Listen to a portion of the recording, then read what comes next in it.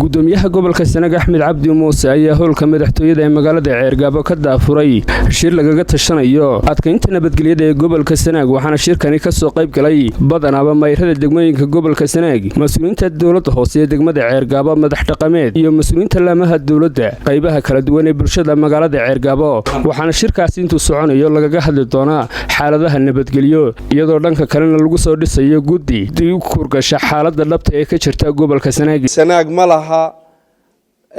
maxaan ku raahdaa guddi cuqaaleed oo heer gobol ah oo dhexdhexaadnimo ku shaqeeya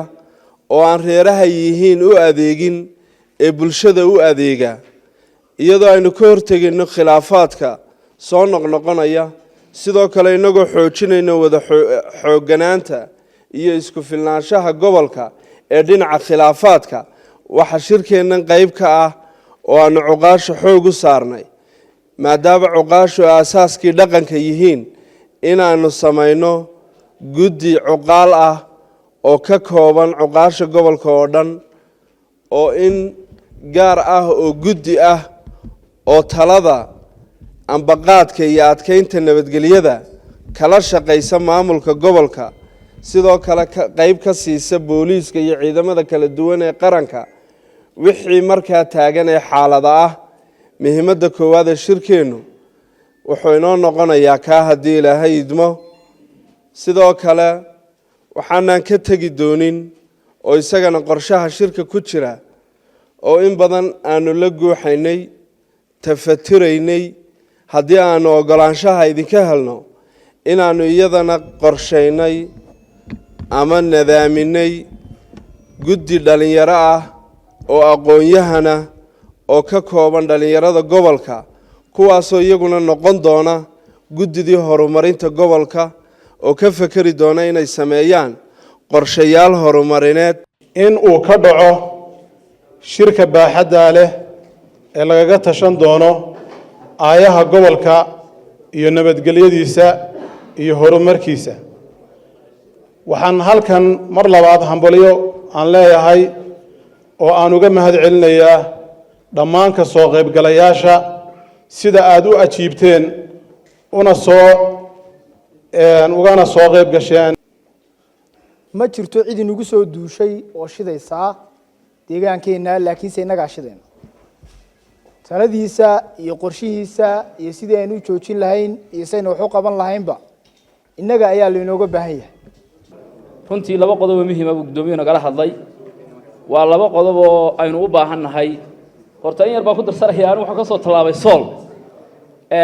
gudoomiyaha xalay yiri ka soo qayb gasho shirka ka ah waxaana koobaad waxa weeye aan gobolka la leeyahay waa nabadgelyada waayo deegaankayga ka soo jeeda meelo badan baanu gobolka wada shaqeynaa marka sidaa darteed waxay noo noqotay muhiim ama waxay noqotay qaasab in shirka ka soo qayb galo waxaana weeyaan runtii nabadgelyada la'aanteedu wax horumar oo dhaqaaqaya ma jirto noocay u tahay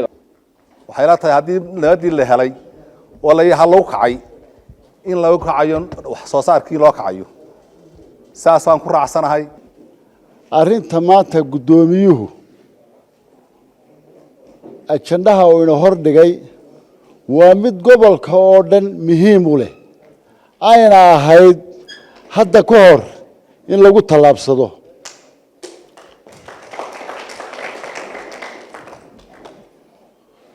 waana soo dhaweynaynaa haddaanu nahay koonfurta Sanaag mustaciliin baanu leenahay qodobada halkan laga sheegay ee guddiyada loo saarayo arrimaha horumarka hadday tahay dhanka cuqaasha iyo hadday tahay dhanka dhalinyaradaba aad iyo aad baanu soo dhaweynaynaa waana arrin loo baahnaa hadda ka hor in lagu tallaabsado laakiin haddii maanta ilaahay guddoomiyaha soo siiyey waxaanu leenahay guddoomiye waad ku mahadsan tahay arrintaa aad baan u soo dhaweynayaa reer Sanaagna waa dabeecaday lahaan jireen oo iminka ka guurtay laakiin haddii aynu dib u soo celino waa waxaan waqti badan inagu qaadanayna innaga inaynu waxaynu isu nahayna waa wada naqaanay tol iyo xid iyo seed iyo sodog baynu waday aan ilaahay u noqono nabadgelyadan aan xaqsanno waxqabadka dalkeennana aan ku dhawaan hadaynu gobolkiiba maanta isu yimid degmo iyo gobolba waa la isu yimid oo aynaan midho keenin guddi yaroo maalin dhabarka ka dhex dhirbaxdaanna dowladda waxba qaban kari mayse jamcaha la isugu geeyo waxqabadka saddexda jaamacadood ee gobolka ka dhisan haddaanu nahay waxaanu ballan qaadaynaa wixii xog ururina iyo wixii aqoon ah iyo wixii garab istaaga annagoo isku duuban in guddida aanu garab istaagayno kala shaqaynayno wax allaale iyo wixii ay u baahdaan loogu shukrin naqi karaa innakoo nabada haddii aynu saaka isugu nimi waxqabad iyo qorshayn iyo wadahadal waa alxamdulilaahi wiyi ilaahay waa wax loogu mahadnaqaa doorkaanu bulsho aan ku leenahay diyaar baan u nahay waxaan qaylo dheer farayaa waxgaradkii maanta gobolka ku fadhidaan deegaankeenii waxaynu ku bedelanay nin reermiyo majijaada qaylaya waxaan idinka codsanayaa in qof kastoo reermiyo qaad cunayo dambiilo loo aqoonsado ee la qaato waayo deegaankeenna waxa gubaya waa nimaan sharci waxba ka garanay horumarinta iyo isdhexgalka bulshada saddexdaa qodob ee muhiimka ah ta ugu muhiimsanna waa nabadgelyada ee salka u ah waxaan oo dhan labada guddi ee guddoomiyuhu ku baaqay aad baan u taageerayaa shirkan uu nagu hogaaminaya guddoomiyaha gobolka waxaan leeyahay guddoomiye gobolkaagii oo midaysan daraf tu daraf oo maanta halkan ku midaysan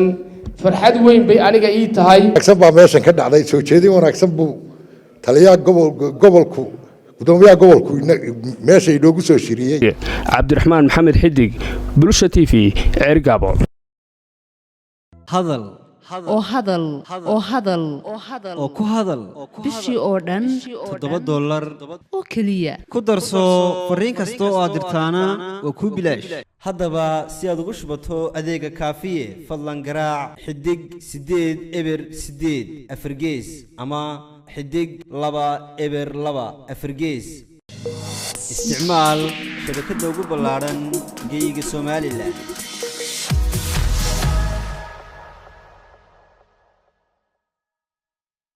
ka farxi ehelkaaga asxaabtaada iyo qaraabadaada oo la soo deg abka dahabshiil si aad si fudud lacag ugu dirto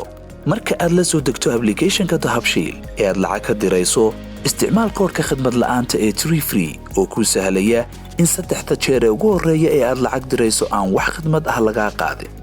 dahabshiil hawl fudaydiyahaaga maaliyadeed